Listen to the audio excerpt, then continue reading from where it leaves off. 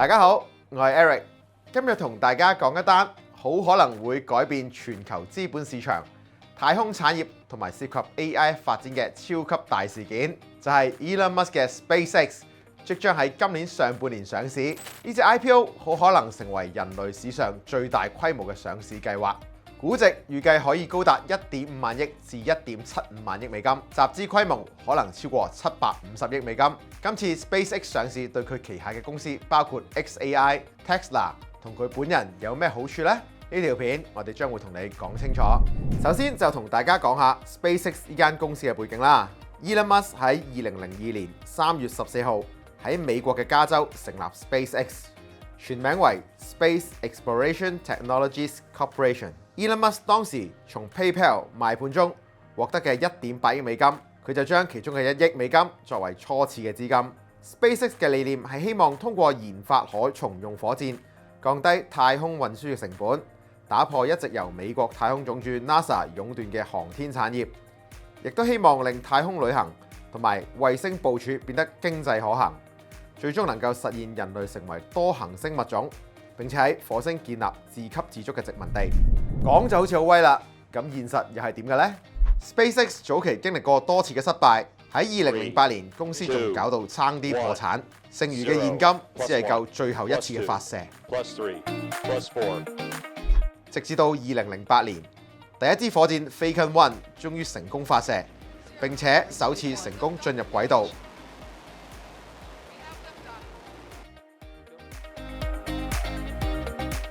呢次嘅試射係私人企業嘅第一次。到咗2010年 ，Dragon 太空船成為首間私人公司成功發射、進入軌道並且能夠回收嘅太空船。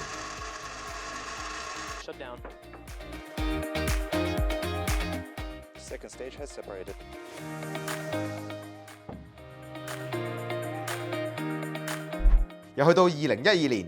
Dragon 太空船首次成功同國際太空站對接，並且為 NASA 運送貨物至到國際太空站，之後能夠安全返返地球。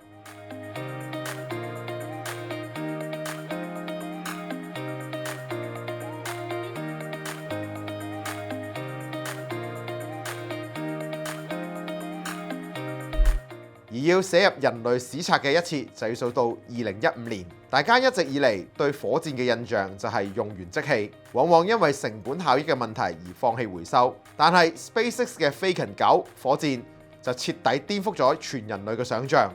佢竟然可以自行成功垂直着陸。呢個歷史嘅創舉，正式開展咗可重用火箭嘅時代。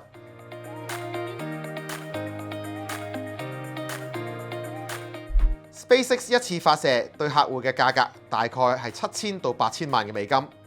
以前同級傳統火箭有時更加會超過1億到4億嘅美金，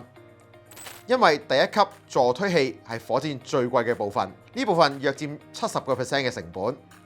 而重用之後 SpaceX 嘅邊際成本可以低至1500萬美金左右，而整體發射嘅成本相比起傳統火箭大幅降低咗30%到70%。有咗呢個可重用技術，大大提升咗發射效率同降低咗成本，為 Elon Musk 嘅太空商業計劃，特別係 Starlink 提供咗極大嘅優勢。SpaceX 業務模式已經漸趨多元化，現時已經從最早期嘅依賴政府合約轉咗向商業主導。第一項業務就係 Starlink 嘅衛星網絡，目前貢獻咗公司50%至80%嘅收入。佢提供咗全球高速、低延遲網絡服務。尤其是佢哋可以為偏遠嘅地區提供服務。喺2025年訂閱嘅用戶已經達到咗900萬至1000萬，ARPU更加能夠穩定嘅成長。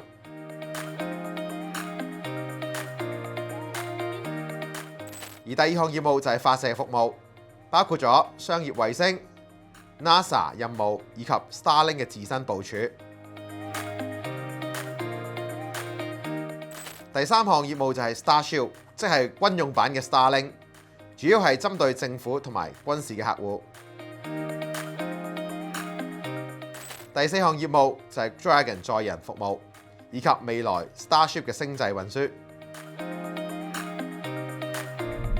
Elon Musk 喺近期公開表示 ，NASA 嘅合約僅係佔2026年總收入嘅5%，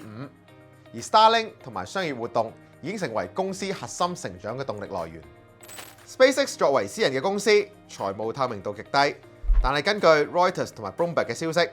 喺2025年收入大概約150至160億美金，而利潤大概係80億美金左右。SpaceX 成立超過咗24年，一直拒絕上市，最主要原因佢係怕華爾街短線思維阻住佢嘅火星夢。但係喺2025年底 ，Starlink 收入爆發 ，Starship 測試成功。2026年2月更收購 xAI， 合併估值超過1.25萬億美金。而今次 SpaceX 上市，好多人尤其係 Tesla 嘅股東會問：咁到底我會有啲咩益處呢？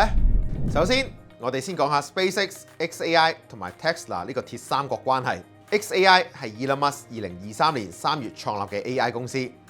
佢嘅口號係 Understand the Universe， 理解宇宙嘅真正本質。喺現階段， AI 伺服器尤其訓練大模型會產生極大嘅熱量，一個數據中心可能要消耗幾百萬瓦嘅電力，其中40%嘅電力甚至更多係用嚟冷卻。而地球嘅數據中心面對水資源嘅短缺、電網負荷過高、噪音、環保議題等嘅問題，喺 AI 嘅時代，呢個問題只會越嚟越嚴重。而因為太空散熱優勢，喺真空嘅環境裏邊，可以直接將熱量以輻射嘅形式冇損耗咁丟棄到接近絕對0度嘅太空，避免咗地球依賴水同電嚟冷卻嘅種種根本成本問題。尤其配合 Starlink 高速通訊同 Starship 低成本嘅發射，就更加具有可行性啦。而 Tesla 嘅 Optimus 機械人、Dojo 超級電腦、4680電池，喺未來好有可能應用喺 SpaceX 嘅太空任務同數據中心裏邊。市場已經有傳聞指 Tesla 可能為 SpaceX 提供 AI 嘅晶片，甚至乎係月球車。此外，上市亦都能夠提供流動性嘅資金。而 Elon Musk 持有 SpaceX 42%嘅股權，上市之後佢將會有更加多嘅資源，可以更加專注喺 Tesla 同埋佢嘅 Robotaxi 業務裏邊。而 Tesla 喺2026年初投資咗 xAI 大概20億美金左右。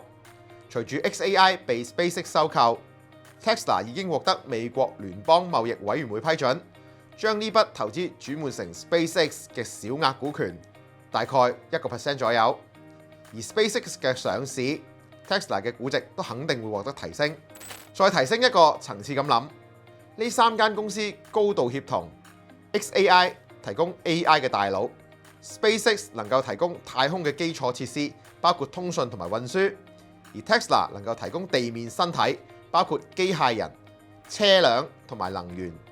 我哋又可以睇到整個 Elon Musk 嘅太空科技結合人工智能嘅帝國版圖，將會完美咁呈現喺大家嘅面前。當然，針就冇兩頭利嘅。SpaceX 上市短期都會為 Tesla 嘅投資者帶嚟壓力，因為部分持有 Tesla 股票嘅投資者可能會先行出售佢哋手頭上嘅 Tesla， 轉去買入 SpaceX 嘅 IPO 股票，因而造成股價短期嘅壓力。加上若果未來3間公司進一步合併嘅話，市場亦可能擔心出現股價嘅折讓。不過我哋相信長遠嚟講，仍然都係利大於弊嘅。尤其 Tesla 已經有直接股權喺手，可以一齊分享呢個太空加人工智能，再加埋地面應用嘅巨大生態紅利。